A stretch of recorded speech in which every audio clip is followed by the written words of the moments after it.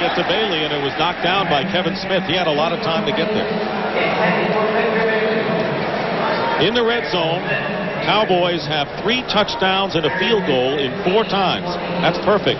The Eagles, however, in 5 opportunities have managed only 1 touchdown and 2 field goals, and therein lies the difference. Yeah, and I think the 2 that killed him are the Woodson interception, obviously, that goes the other way, and then right before the half, they had to settle for the field goal.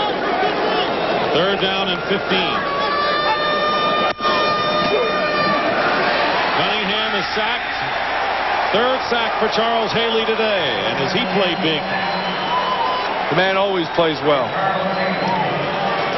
That's 94, Charles Haley, and he's just all game long. He's been playing like this. He's has all kinds of pressure. Played the smart game. He'll work inside. He works outside, and he's got 3 sacks again today. Only 3 tackles. He's got 3 sacks, and for Charles Haley, 10.5 on the season. And it's 4th down, and Brian Barker will kick, and now the crowd quickly making their way to the Vet Stadium entrance.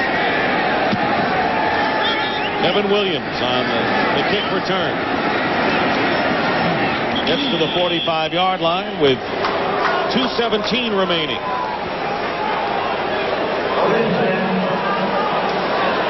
He was knocked down 14 times, 5 sacks, really by 2 guys. Haley and Tolbert, and then hurried a couple of times. But, you know, I think he kept his patience. I think he stayed in the pocket, which is what he wanted to do, and also what the Dallas Cowboys wanted him to do. And then what the biggest problem was that interception, and then really the only thing he could have done in that was either run it or just throw it away. So the Cowboys begin from the 45-yard line. And they give the ball to Emmitt Smith, and tackled by William Thomas. And we're getting down to the 2-minute warning, but the clock stops at 2:10. And the Eagles have used their last timeout of the game, and Barry Switzer's Cowboys are 2 minutes and 10 seconds away from their 6th straight win over the Philadelphia Eagles. Really, the Philadelphia Eagle defense played pretty well today. They stopped them when they had to. They came up with the plays when they had to. The thing that hurt them really was in the red zone, where 4 times they had to stop them and 3 touchdowns were given up. Eagles had a big opportunity after the touchdown pass to Maurice Johnson. The defense did a tremendous job in knocking Pete back with a couple of sacks, and then a 51-yard punt return by Seidner. But then the critical interception really did it, because at that point it looked like the Eagles were taking over the ballgame. Right, and that was their opportunity, and it just didn't materialize. Again, you got to credit the Dallas defense, because they really forced it. They just played great secondary play back there, great coverage. You don't go 11-2 by accident, and that's what they'll be. They hold on. 2nd down and 9. Here's Emmitt Smith. Smith gets into Eagle territory. A 5-yard gain. Andy Harmon, and we're down to our 2-minute warning here at Veterans Stadium. Matt and I will return in a moment.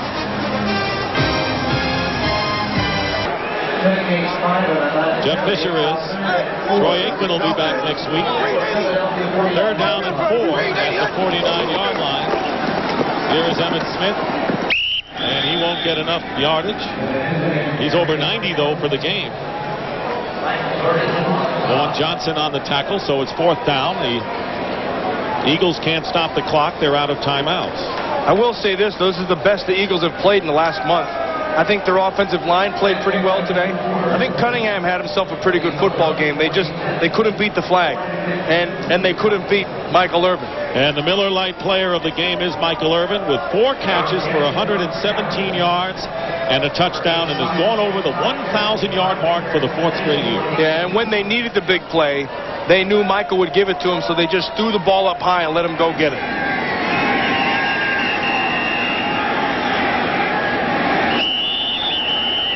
John Jett back to kick, but first a whistle and a delay of the game penalty. Delay of game, offense. Well, the Cowboys will wrap up the division title. 5-yard penalty, still 4th down. by virtue of the victory. And yesterday, in talking to the Dallas players, they said, want to win the division. Very important to get that week off. It's a long season in the playoffs. And what they're hoping is some help so that they can get home field advantage. Right now, that belongs to the 49ers. And I don't think they're that concerned with the home field advantage. In speaking with them, they felt that the 49ers need the home field advantage more than they do. They feel like they can walk into Candlestick Park and beat this team. Ball will dribble into the end zone for a touchback. Well, today's game was produced by Richie Zients and directed by Artie Kempner. Marcy Kempner was our associate producer today. The studio was produced by Scott Ackerson and directed by Bob Levy. And the executive producers of Fox Sports are Ed Gorin and David Hill, as our fine Fox technical and production crew with another fine job to bring you the great audio and the pictures today. 1:03 remaining. Eagles ball on the 20-yard line.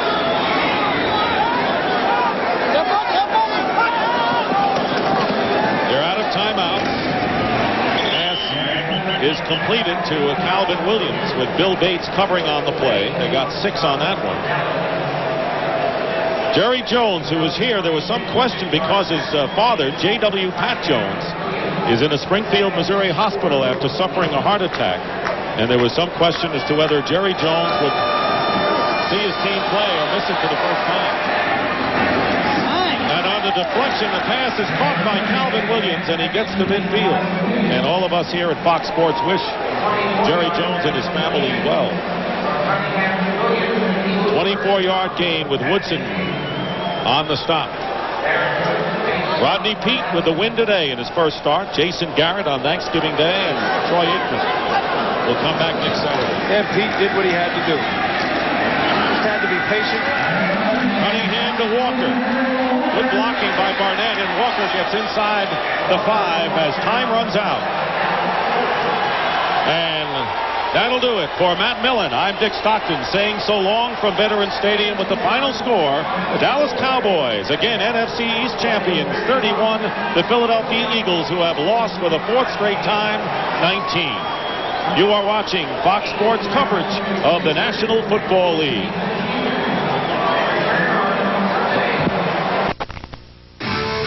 The Keystone State boasts 2 cities as diverse as the teams that play for them. In the 70s, the city of Steel was hotly spotlighted on the Pittsburgh Steelers and one of the most prominent and superior defenses in NFL history. The vision of that distinguished past has resurfaced as this 10-3 Steeler team claims a defense virtually unmatched in the NFL.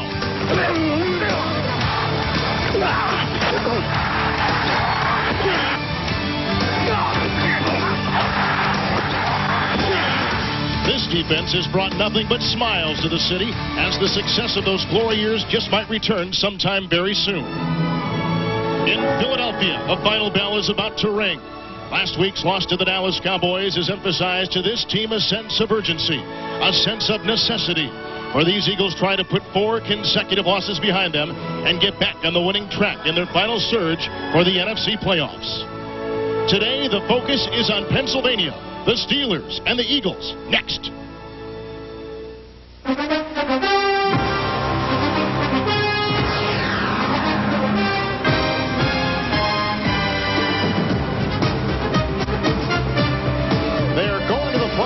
In Pittsburgh, Pennsylvania, and they're now fighting for home field advantage throughout the playoffs.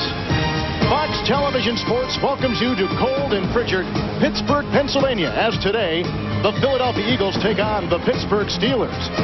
The Steelers have the best record in the AFC. They've clinched the playoffs. Now they're fighting off Cleveland, who won yesterday in Dallas. And as for Philadelphia, they've got to win the rest of their remaining 3 games to make the playoffs on a guaranteed basis. With Jerry Glanville, Kevin Harlan, these 2 teams seem like they're going in opposite directions. Not today, though, Kevin. These teams will be heading in the same direction. Both teams are committed to smash-mouth offense, run the football. Both defenses will be blitzing, getting after each other's quarterbacks. And, of course, the running game for the Pittsburgh Steelers, #1 in the NFL. Here's Philadelphia. They begin 7-2. Now they're 7-6, losing 4 consecutive games. How do you analyze their problems? What's happened to them, they have not been running the football enough. They've lost the time of possession.